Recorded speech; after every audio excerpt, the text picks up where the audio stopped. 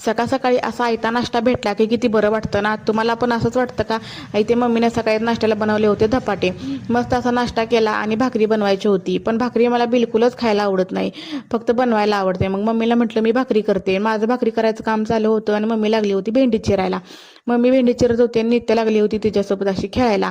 आणि नंतर मग लगेच जेवायला बसलो ना की नित्याला असं कशात तर गुंतवावं लागतं, कारण ती जर अशी खेळत बसली ना तरच आम्हाला मनसोक्त जेवता येतं. आणि नंतर जेवण वगैरे झालं आणि मला लावायची होती डोक्याला मेहंदी. तसं कारणच खास होतं, कारण माझ्या मैत्रिणीचं लग्न असणार होतं. मला ना मेहंदी लावायचं म्हटलं की खूपच कंटाळा येतो. मग मम्मीला म्हटलं तू लाव. मम्मीने मेहंदी वगैरे लावून दिली. आणि आजकाल नित्याला ना हातातच लागतं सगळं खायला, आणि मी चारलेलं तिला अजिबातच आवडत नाही. तिला असं हातात खायला दिलं की मग ती खाते. आणि मग संध्याकाळी ना आम्हाला बनवायची होती खपली गव्हाची खीर, म्हणून इथे तिला आम्ही भिजवून ठेवलं होतं. आणि नंतर 2 तासांनी मी डोकं सुद्धा धुतलं, आणि डोकं धुतल्यानंतर मेहंदीचा वास खूपच छान येतो होता. तुम्हाला आवडतो का असा मेहंदीचा वास घ्यायला? मला तर खूपच आवडतो. आणि मी आल्यापासून ना आमच्या मम्मीला काय करू आणि काय नको असंच झाले. त्याच्यामुळे ना आमचं रोज काही ना काही तर नवीन पदार्थ बनवायचं चालूच असतं. मुलगी जेव्हा माहेर येते ना तेव्हा प्रत्येकच आईला वाटतं की आपल्या मुलीला काय खायला घालून काय नको, कारण मुलगी येतेच माहेरी आरामासाठी.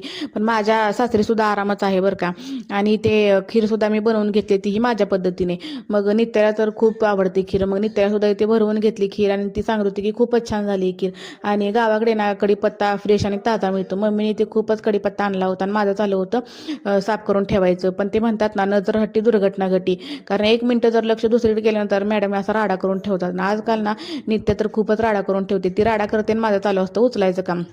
आणि नंतर मग ना मम्मीने मसाले भात सुद्धा बनवला होता.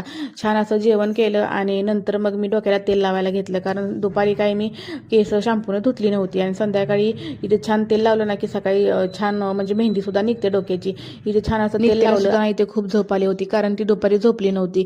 आणि गावाकडे इतकी थंडी पडली ना, मॅडमना जबरदस्तीने स्वेटर आणि टकूचं घालावं लागतं, कारण ती घालायला नाहीच म्हणते. घातलं की काढत आणि काढलं की घालत नाही. मग इथे तिला स्वेटर वगैरे घातलं आणि झोपवलं. ठीक आहे, मी ब्लॉग इथेच एंड करते. भेटूया नेक्स्ट ब्लॉगमध्ये. तोपर्यंत बाय.